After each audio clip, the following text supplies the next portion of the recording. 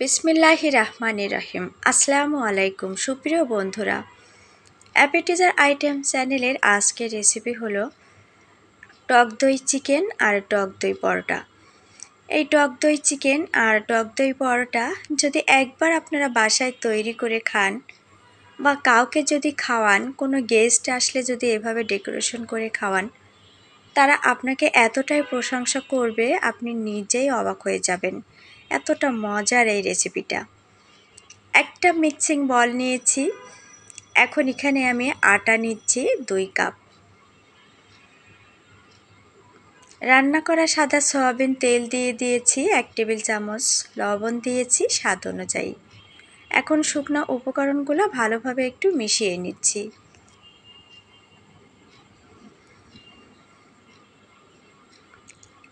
এখন এখানে আমি টক দই দিয়ে ডোটা তৈরি করে নিব। কোনোভাবেই কিন্তু পানি দেওয়া যাবে না, পুরো টক দইটা দিয়েই ডোটা তৈরি করে নিতে হবে। তাই একটা মিডিয়াম ডো তৈরি করতে আমার যতটুকু দই লাগবে আমি ঠিক ততটুকুই এখানে দিয়ে দিব। ডোটা আমার রেডি করা হয়ে গিয়েছে। এখন এটা আমি ঢাকনা দিয়ে ঢেকে রেখে দিব 20 মিনিট।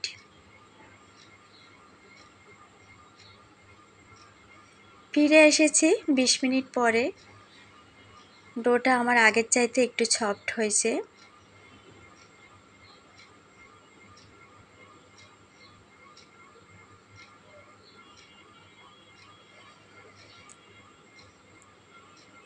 এখন হালকা একটু মথে নিয়ে লম্বা একটা শেপ দিয়ে নিচ্ছি।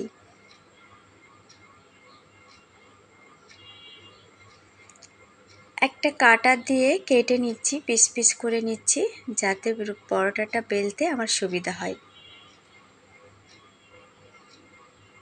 একটা করে বেলতে হবে আর বাকিগুলো এভাবে ঢেকে রেখে দিতে হবে। এখন আমি পরোটাটা রেডি করে নিচ্ছি। এখানে দিয়ে দিচ্ছি ঘি। চাইলে আপনারা রান্না করা সাদা সয়াবিন তেলও দিয়ে দিতে পারেন।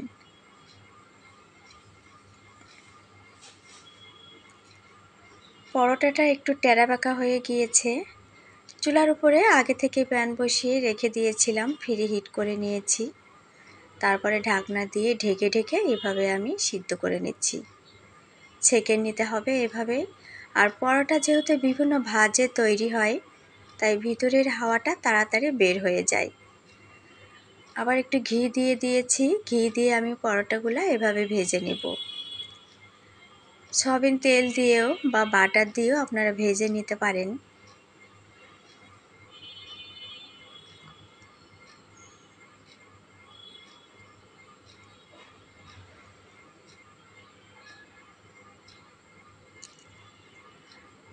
যে প্যানে আপনি পরোটাটা ছেঁকে নেবেন সেই প্যানটা মাস্ট আগে থেকে গরম করে নিতে হবে, না নিলে কিন্তু আপনার পরোটা ফুলবে না। এভাবে উল্টে পাল্টে দিয়ে ঢেকে দিচ্ছি। আপনারা নিজেরাই দেখে নিন পরোটাটা আস্তে আস্তে কিভাবে ফুলে যাচ্ছে।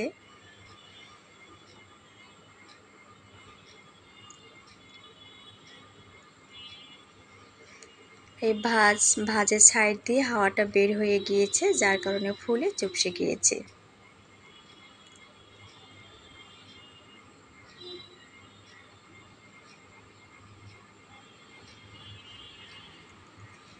এভাবে আমি একে একে সব পরোটাগুলো ভেজে নিব। আর এটা বানানো কিন্তু খুবই সহজ। এটা নরম থাকবে, শক্ত হবে না। আমি একই প্যানে রান্না করা সাদা সয়াবিন তেল দিয়ে দিয়েছি। এখন আমি চিকেনটা রেডি করে নিব। দিয়েছি পেঁয়াজ কুচি,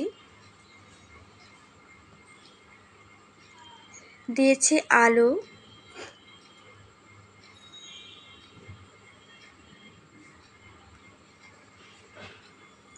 পেঁয়াজ একটু নাড়াচাড়া করে নিয়েছি। পেঁয়াজের কাঁচা গন্ধটা দূর করে আগে থেকে কেটে ধুয়ে রাখা চিকেনটা এখানে দিয়ে দিয়েছি।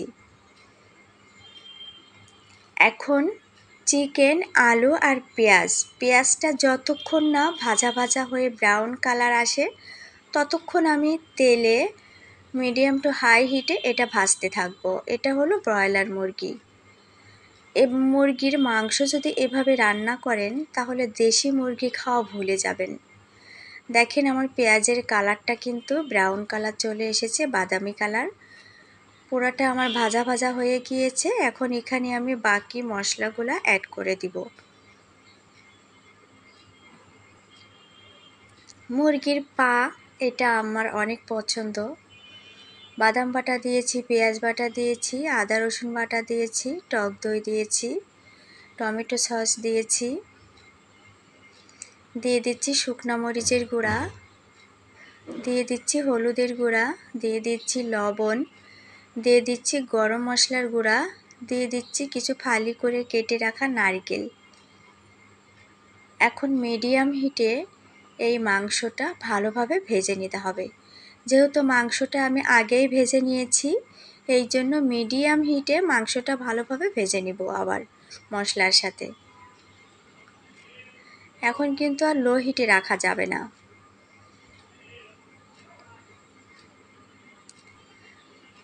একটু দিয়েছি সাদা গোলমরিচের গুঁড়া, আর অল্প একটু দিয়েছি কাবাব মশলা।